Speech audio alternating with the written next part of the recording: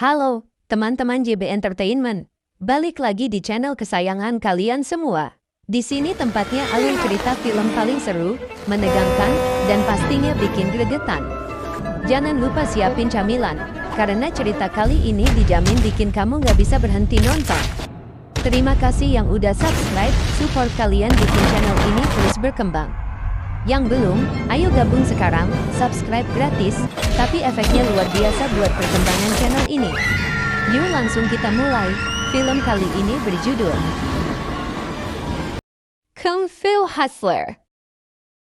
Di awal film, kita dibawa ke sebuah perkampungan miskin bernama Komplek Babi. Warganya hidup damai, meski hampir semua nunggak bayar sewa ke pemilik komplek, bapak kos yang genit, doyan mabuk, dan ibu kos yang emosian. Tempat ini jelas tak pernah dijamah geng manapun. Bukan karena disegani, tapi karena tak ada yang bisa dirampas di sini. Warganya beragam, ada tukang roti, tukang jahit yang kemayu, mas-mas kuli panggul, tukang cukur yang celananya selalu melorot, sampai mbak-mbak yang katanya paling cantik sekomplek. Saking genitnya, bapak kos sengaja mendekatkan wajahnya, berharap dicium si mbak cantik itu.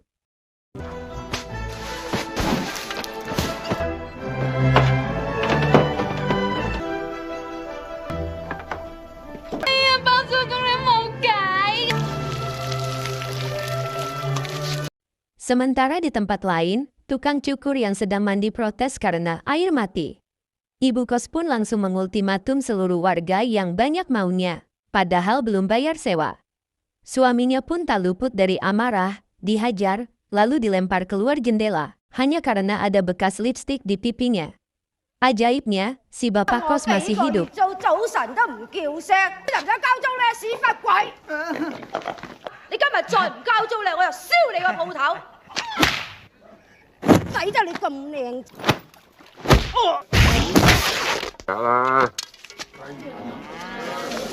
Hingga suatu hari, datang dua pengacau, Sing dan Bon, gelandangan yang sok jadi jagoan. Mereka menakut-nakuti tukang cukur, mengaku anggota geng kapak, sambil pamer tato kapak abal-abal. Tapi tukang cukur tak gentar, malah menolak memberi uang. Tak lama, warga pun berkumpul membela tukang cukur. Bon justru ketiduran. Sing terpaksa menghadapi semua warga sendirian, bahkan memilih lawan yang terlihat lemah, tanpa tahu bahwa warga Komplek Babi bukanlah orang biasa.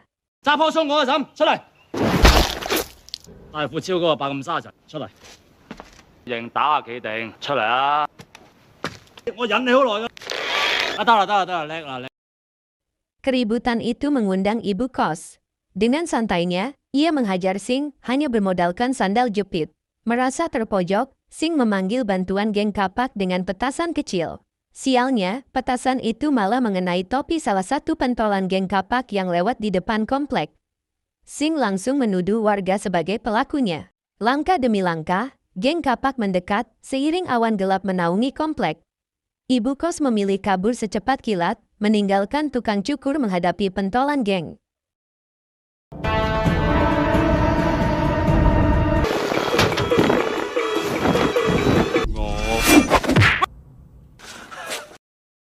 Dengan serangan cepat, si pentolan terlempar ke tong, punggungnya patah. Petasan bermotif kapak pun ditembakkan, memanggil bala bantuan. Puluhan, bahkan ratusan anggota geng berdatangan, termasuk sang pemimpin. Warga mulai disiksa, sementara bapak kos dan ibu kos memilih tak ikut campur.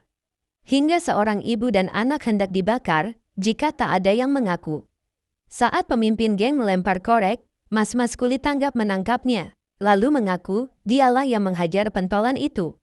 Sekejap, seluruh anggota geng menyerbunya. Namun kemampuan bela dirinya bukan main. Puluhan musuh tumbang, tapi jumlah mereka terlalu banyak. Akhirnya, abang kuli dibantu oleh tukang jahit dan tukang roti. Ternyata, ketiganya adalah ahli kungfu sejati. Abang kuli dikenal sebagai si kaki besi dengan tendangan maut 12 jurus. Tukang jahit, si pukulan tangan besi, bersenjata gelang kerincing. Dan tukang roti, sang ahli tongkat 6 penjuru.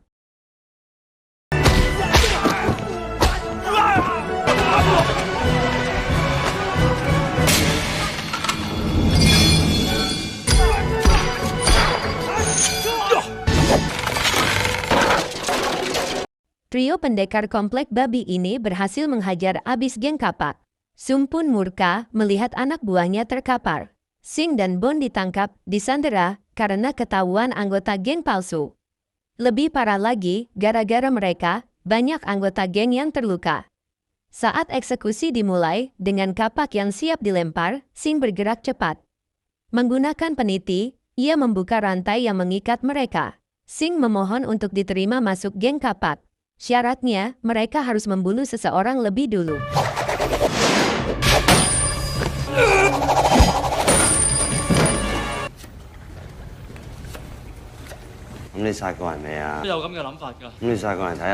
Di gardu listrik, bersembunyi dalam drum besi, Sing mengajari Bon menampakkan wajah garang. Rencananya, membunuh satu orang, lalu resmi masuk geng. Setelah itu, wanita dan uang akan datang sendiri. Targetnya, ibu kos yang pernah menghajarnya dengan sandal. Bon ragu, kungfu warga komplek babi terlalu hebat. Tapi Sing, sombongnya tak terbendung, mengaku pernah belajar jurus tapak Buddha. Ia pun bercerita, masa kecilnya, pernah didatangi seorang gelandangan yang menjual buku kungfu tapak sakti Buddha.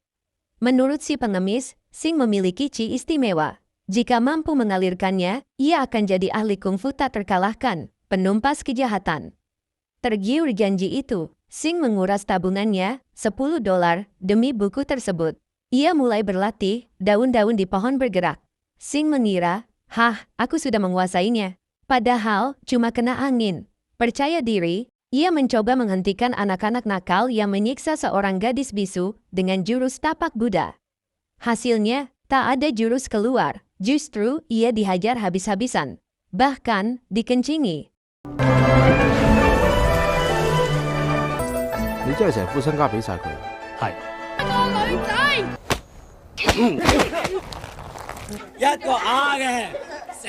Sejak hari itu, tujuannya berubah. Dari ingin jadi pahlawan, menjadi penjahat dan pembunuh terhebat. Sing dan Bon kemudian memalaktukan es krim, lalu pergi sambil mengejeknya. 老妹，我要揾你啦！我要朱古力。 Sementara itu, di komplek babi, warga menganggap trio pendekar sebagai pahlawan. Namun ibu kos memaki mereka, menuduh tindakan nekat itu akan memancing masalah besar. Tangan besi sampai sakit hati mendengar ucapannya, apalagi saat ia nyinyir soal CD pink yang dipakainya. Warga pun membela trio pendekar, menyalahkan ibu kos yang tak berbuat apa-apa. Hingga akhirnya, ibu kos mengeluarkan jurus pamungkasnya, teriakan super keras.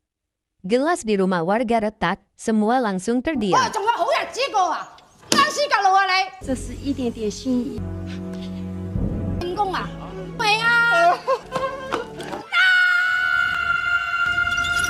Di saat bersamaan, Sing dan Bon mengintai dari gang.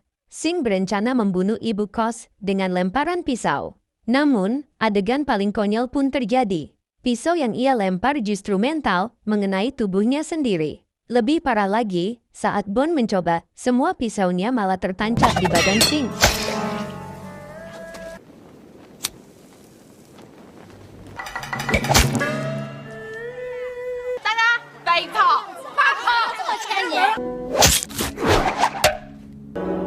Karena ibu kos menyadari keberadaan mereka, Bon yang panik langsung meraih kandang ular dan melemparkannya ke arah Sing. Ular-ular itu segera mengerumuninya. Bon memberi saran, bersiul, supaya ular tidak menggigit. Namun saat dicoba, justru sebaliknya. Sing mendapat kecupan hangat dari taring para ular. Tak lama kemudian, ibu kos mengejar Sing dengan kecepatan tak masuk akal. Anehnya, Sing pun bisa berlari secepat itu. Terjadilah kejar-kejaran.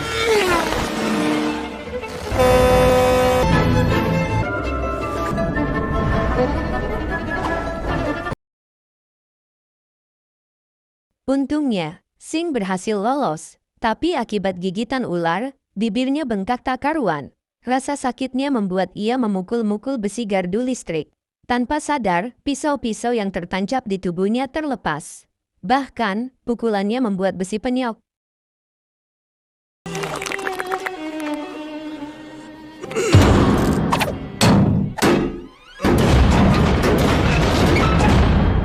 Bon terpana melihat Sing pulih begitu cepat.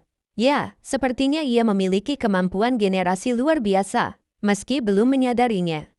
Sementara itu, Sum dan penasihatnya, Kai, menyewa pembunuh bayaran terbaik untuk menghabisi trio pendekar komplek babi, 2 pemusik jalanan, salah satunya buta. Tampak biasa, tapi kemampuan bela diri mereka luar biasa. Mereka tahu, trio pendekar pernah berjaya, tapi masa itu telah berlalu. Misi ini adalah tantangan menarik bagi mereka. Saat Sum dan Kai memuji mereka sebagai pembunuh nomor 1, 2 pemusik itu menolak. Menurut mereka, pembunuh sekaligus ahli kungfu terbaik di dunia hanyalah pria berjuluk The Beast, si buas. Seorang yang begitu terobsesi dengan kungfu hingga menjadi gila, dan kabarnya kini berada di rumah sakit jiwa. 都是一流高手，我哋只不過係賣唱嘅啫。極殺人王，火雲邪神。 Di sisi lain, ibu kos akhirnya mengusir trio pendekar. Setelah berdoa kepada Buddha, muncul kayu bertuliskan, nasib buruk. Sebelum berpisah, mereka melakukan latih tanding terakhir.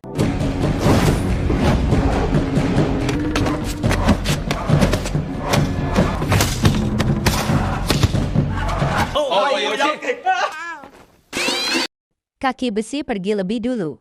Namun, pemusik buta sudah menunggunya, memetik kecapi dengan tenang. Kaki besi tak curiga, tiap dinjerengan kecapi memancarkan gelombang suara mematikan, mampu memotong apapun. Hingga, kepala kaki besi terpenggal.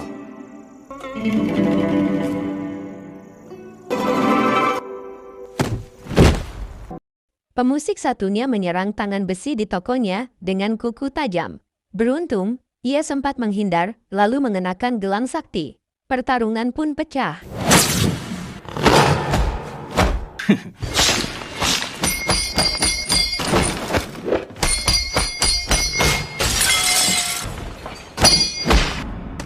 Di luar toko, pemusik buta mengeluarkan genjrengan maut. Gelombang suaranya tak hanya memotong bak pedang, tapi juga melepaskan pukulan jarak jauh, bahkan menciptakan perisai untuk menghancurkan serangan lawan.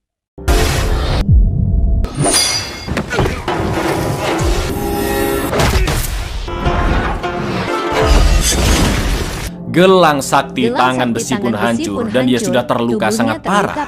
Sedangkan warga komplek babi termasuk Sumarno dan Sumarni memilih untuk tetap berada di rumah karena tidak mau terlibat.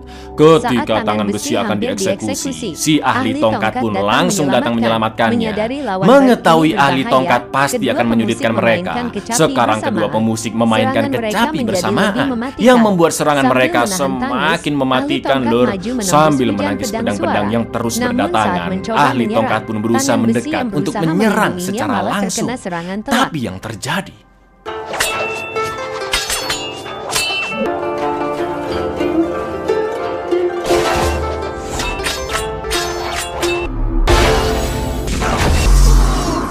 ahli tongkat sudah terluka parah.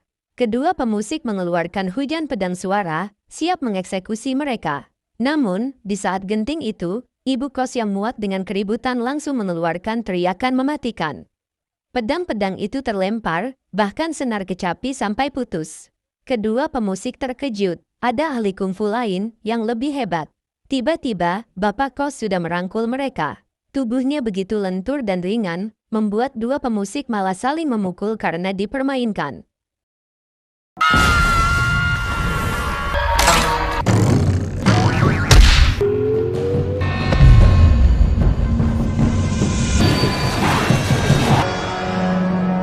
Sementara bapak kos menghajar, ibu kos semakin murka melihat tangan besi tewas di depannya.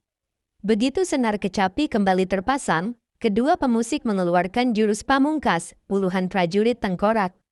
Dengan santainya, ibu kos nyebat samsu, lalu menghadang. Jurus auman singa pun dilepaskan. Serangan musuh hancur, kecapi mereka remuk, dan kedua pemusik babak belur. Ketakutan, mereka kabur karena jurus yang dianggap mitos itu ternyata nyata adanya.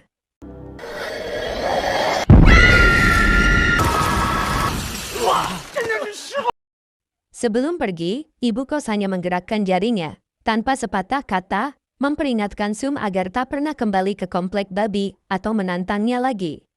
Tremor seketika, bahkan rambut Sum sempat terbakar gara-gara kecerobohan Kai.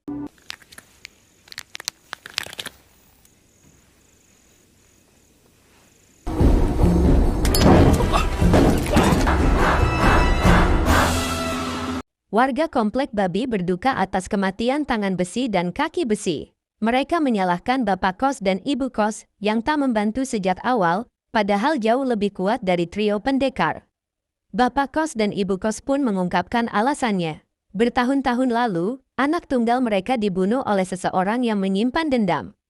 Sejak itu, mereka bersumpah tak akan bertarung lagi. Dan hari ini, sumpah itu terlanggar.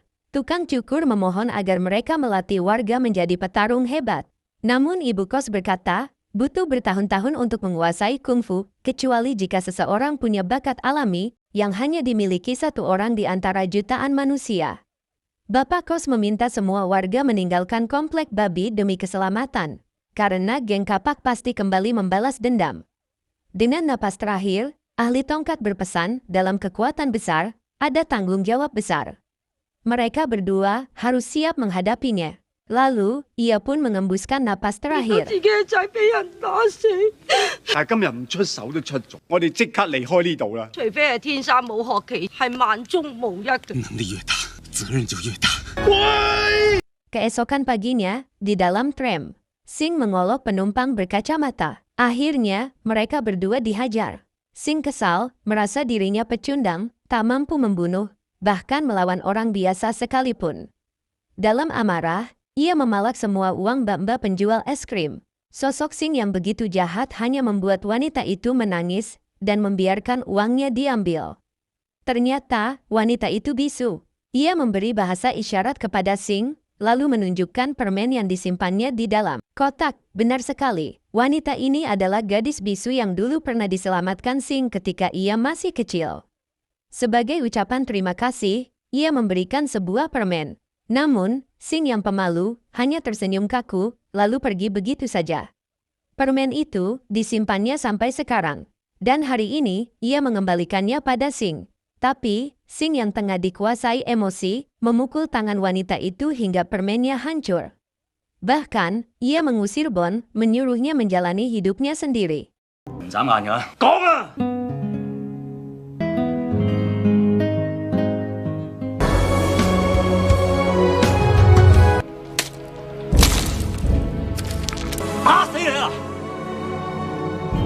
Tak lama, dua anggota geng kapak datang, menyeret Sing menghadap bos Sung di sebuah klub. Tanpa banyak bicara, Sing langsung diterima masuk geng. Ia diberi uang, dan tugas pertamanya, mencuri seseorang bernama The Beast. Ternyata, The Beast tak berada di rumah sakit jiwa, melainkan di sebuah fasilitas rahasia untuk menahan manusia abnormal. Tempat itu dijaga ketat oleh tentara. Penasihat Kai memberikan peta, menunjukkan lokasi selnya. Saat para tentara istirahat 5 menit, Sing menyelinap ke basement. Di depan sel itu, banyak kodok. Tiba-tiba, darah mengalir dari dalam, halusinasi yang membuatnya ketakutan. Namun akhirnya, kunci pun terbuka. Dan di hadapannya, The Beast hanyalah bapak-bapak berperut buncit, bersandal, tanpa aura pembunuh, lebih mirip seorang badut.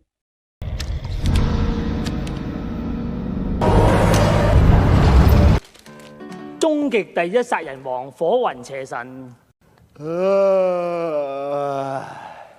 Namun, ia berkata tak butuh bayaran, karena membunuh hanyalah hiburan baginya. Sebenarnya, ia bisa keluar kapan saja. Tapi ia memilih tetap di sana, menunggu lawan sepadan. Sum dan Kai menganggap ini omong kosong. Untuk menguji, salah satu anggota memukulinya. The Beast malah meminta pukulan lebih keras.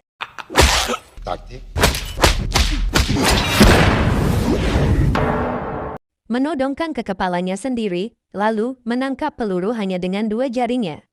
Seluruh geng kapak terkejut dan memberi hormat padanya. Tapi The Beast merasakan aura 2 master kungfu di tempat itu, bapak kos dan ibu kos. Ia menghentakkan kakinya hingga lantai retak, mendatangi mereka. Bapak kos dan ibu kos pun merasakan aura pembunuhnya. Mereka mengirimkan lonceng kematian, tanda bahwa geng kapak akan mereka hancurkan. Namun, The Beast tak peduli geng, yang ia inginkan hanyalah membunuh kedua master di depannya. Pertarungan epik pun pecah. 其實我只係想打死兩位。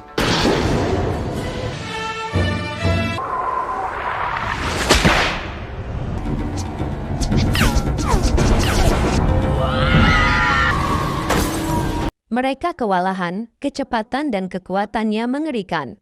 Bahkan, auman singa ibu kos tak mampu melukainya. The Beast terus menghajar, hingga akhirnya, ibu kos bersiap menggunakan lonceng kematian untuk melipat gandakan kekuatan aumannya, lebih terfokus, dan daya hancurnya akan jauh lebih besar.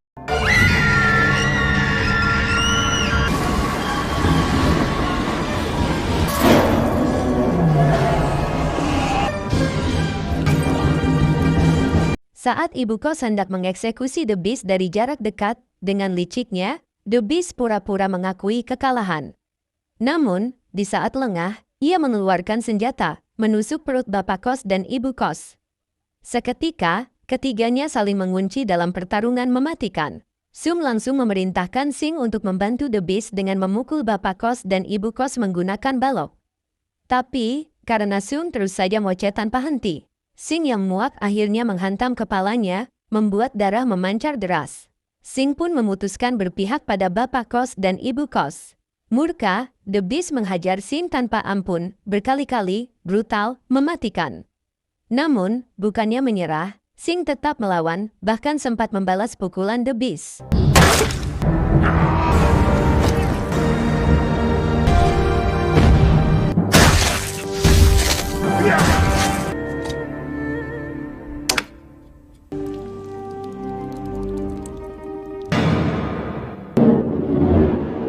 Hingga akhirnya, bapak kos dan ibu kos berhasil menyelamatkan Sing yang sudah sekarat. Targetnya kabur, The Beast melampiaskan amarahnya dengan menghantam kepala Sum hingga berputar-putar, dan sang pemimpin geng kapak pun tewas di tempat.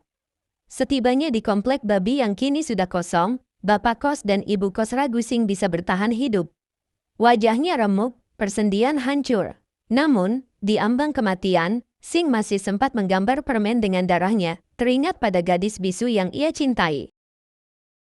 Bapak dan ibu kos pun akhirnya mencoba mengobati Sing semampu mereka, dengan racikan ramuan Tiongkok khusus, ramuan yang hanya bisa membantu separuh proses penyembuhan. Namun, betapa terkejutnya mereka, melihat Sing yang berangsur-angsur pulih dengan kecepatan tak masuk akal. Mustahil bagi manusia normal, disinilah kita melihat potensi sejati Sing. Sejak awal film, ia telah menunjukkan bakat luar biasa, berlari secepat angin, meregenerasi sel dengan cepat, bahkan memukul besi tanpa sadar. Pukulan keras The Beast, yang menghantamnya berkali-kali, ternyata telah membangkitkan energi Qi di dalam tubuh Sing. Dan, kekuatan aslinya pun terbangun. Dengan kata lain, Sing adalah satu dari sedikit manusia yang mampu menguasai berbagai jurus tanpa perlu belajar. Dialah sang master kungfu sejati, bak kupu-kupu yang baru keluar dari kepompong. 全身骨折，仲喺咁間自動復原，能夠捱到依家，簡直係奇蹟。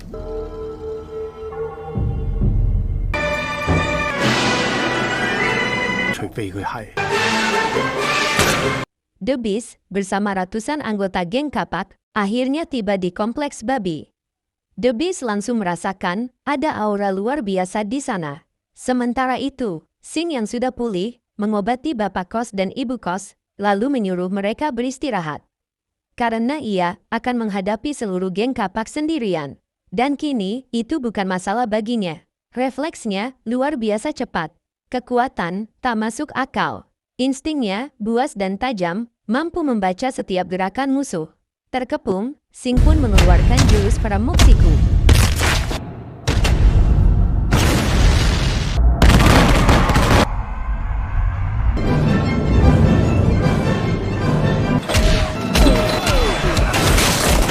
Dalam sekejap, semua anggota geng kapak dibantai. Pertarungan pun dimulai. Duel melawan raja terakhir, The Beast. Sing berhasil menginjak kakinya, memaksanya bersujud. Namun, The Beast mengeluarkan jurus pamungkas, kodok beracun. Tubuhnya bermutasi seperti kodok raksasa, otot dan tulangnya menjadi berkali lipat lebih kuat.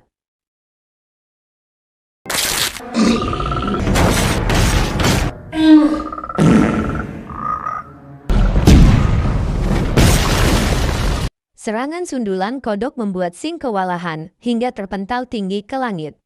Namun, di atas sana, ia mencapai puncak kekuatannya, jurus yang ia pelajari saat kecil. Tapak Sakti Buddha. Melihat itu, bapak kos dan ibu kos terkejut. Jurus itu sudah dianggap punah. Dengan kecepatan luar biasa, Sing menukik turun, api membungkus tubuhnya. Aura tekanannya membuat The Beast tak bergerak.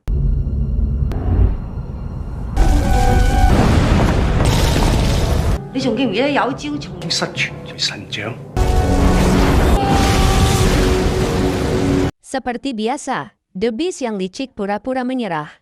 Ia mencoba menusuk Sing, tapi dengan tenang, Sing kembali mengeluarkan tapak sakti Buddha, tepat di samping wajahnya. Gedung kontrakan pun hancur, andai tepat di wajah, habis kepalanya.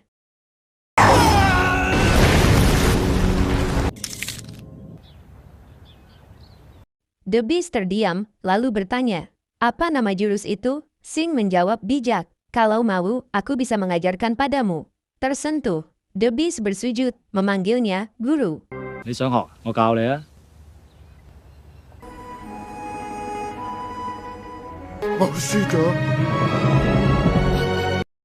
Kini, setelah geng kapak musnah, warga pun hidup damai. Sing dan Bon membuka toko permen di kota. Namun, hatinya masih teringat gadis bisu yang dulu ia campakkan.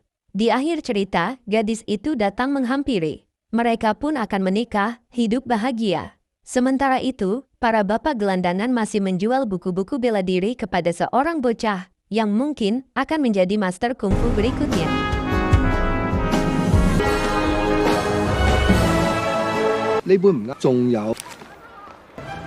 Dan film pun tamat. Saksikan alur cerita film yang lainnya yang tak kalah serunya. Sekian dan terima kasih.